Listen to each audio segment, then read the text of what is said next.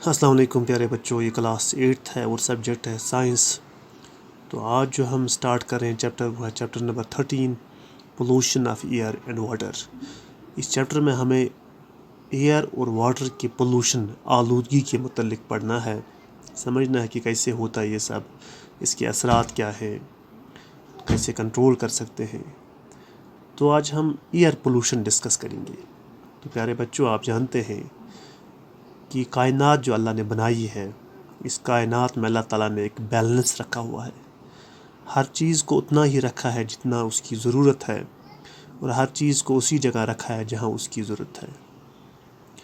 تو ہوا، جسے ہم انگلش میں ایئر کہتے ہیں، یہ مکسچر آف گیسز ہوتا ہے۔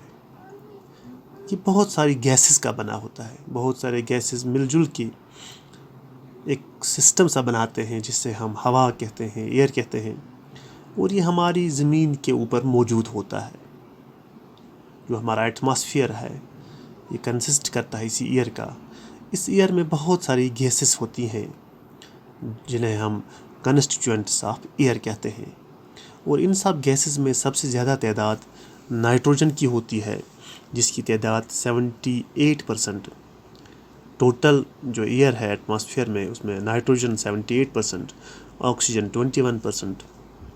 اور باقی بہت سارے گیسز جیسے کاربن ڈائی آکسائڈ ہے، آرگان ہے، میتھین ہے، اوزون ہے، واٹر ویپر ہے، وہ ٹریسز میں پایا جاتا ہے۔ میجارٹی آف گیسز جو ہیں، یہ دو بڑے گیس ہیں، نائٹروجن اور آکسیجن۔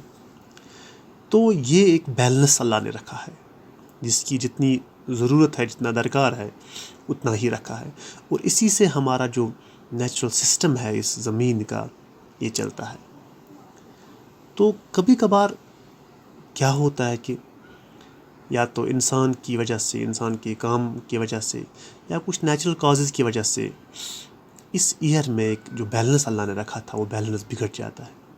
اس میں ایک تبدیلی آ جاتی ہے، اس میں کچھ چیزیں کم ہوتی ہیں، کچھ نئی مل جاتی ہیں، جس کی وجہ سے جو تناسب تھا، جو نیچرل اس میں ایک اسپیسیفک لمٹ تھا ہر چیز کا، وہ ڈسٹرب ہوتا ہے۔ جب بھی کسی چیز میں اس کا بیلنس ڈسٹرب ہوگا تو ڈیفینیٹلی اس چیز پہ بڑا اثر پڑے گا، اور اس کے کچھ نتائج، کچھ کنسیکوینسز بھی ہوں گے۔ تو جب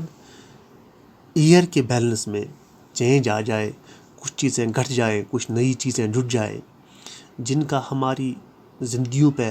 اثر پڑتا ہے، تو ہم کہتے ہیں یہ جو ایئر ہے، اس میں پولوشن ہوا ہے، اس میں آلودگی ہوئی ہے۔ تو ایئر پولوشن کی اگر ہم ڈیفینیشن دیکھیں گے، وہ ہے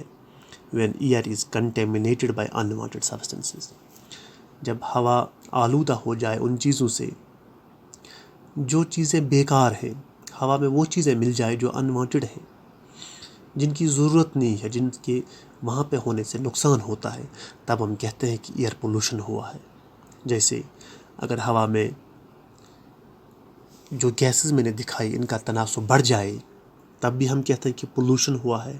یا اگر کچھ نئی چیزیں ہوا میں ایڈ ہو جائیں جن کی وہاں پہ ضرورت نہیں ہے، جیسے سلفر ڈائی آکسائڈ، کاربن مونوآکسائڈ، یا اوزون کی یہ مقدار جو ہے بہت زیادہ بڑھ جائے، یا میتھین بہت زیادہ بڑھ جائے، یا آکسائڈس آف نائٹروجن وہاں پہ بہت زیادہ بڑھ جائے، تو ہم کہتے ہیں کہ ہوا میں، یا مرکری ہوا میں آ جائے، یا اور کوئی زہریلا گیس ہوا میں آ جائے، تو ہم کہتے ہیں کہ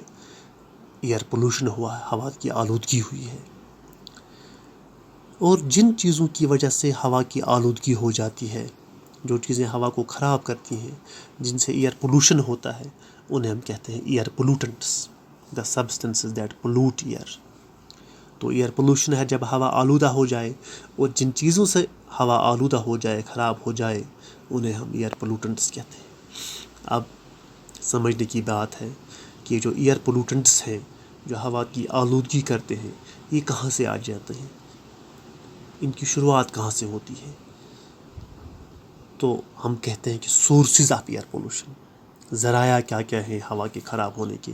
ہوا کی آلودگی کے ذرائع کیا کیا ہیں۔ تو دو بڑے ذرائع ہیں، ایک تو ہے نیچرل کاز، نیچرل وجوہات، قدرتی وجوہات، دوسرا ہے اینتھروپوجنک کازز، انسان کی وجہ سے جو ایئر پولوشن ہوتا ہے، انہیں ہم اینتھروپوجنک فیکٹرز کہتے ہیں۔ جو نیچرل ہے، جن پہ ہمارا اختیار نہیں ہے، جو خود بخود ہو جاتی ہیں، اللہ کے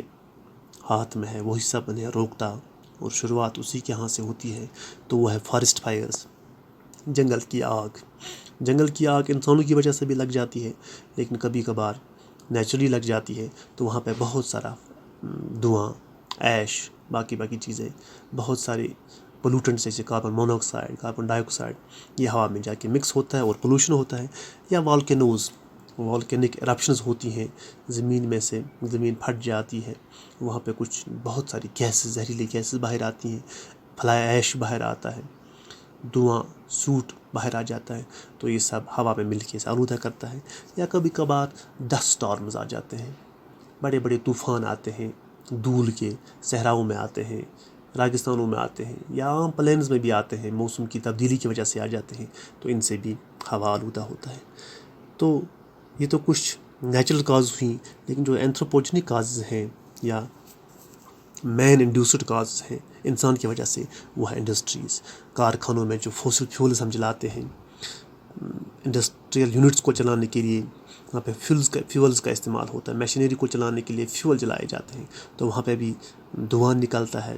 گردہ نکلتا ہے، بے شمار زہریلی گیسیں نکلتی ہیں جو ہوا میں مکس ہوتی ہیں۔ یا ہمارے گھروں میں سے بہت ساری گیسز نکلتی ہیں، یا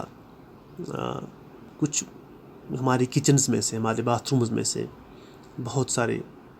زہریلی چیزیں نکلتی ہیں جو ڈائریکٹ جا کے ہوا کے ساتھ مکس ہوتی ہیں، ہوا کا آلودہ کرتے ہیں۔ وہیکلز، گاڑیاں جب چلتی ہیں تو ان میں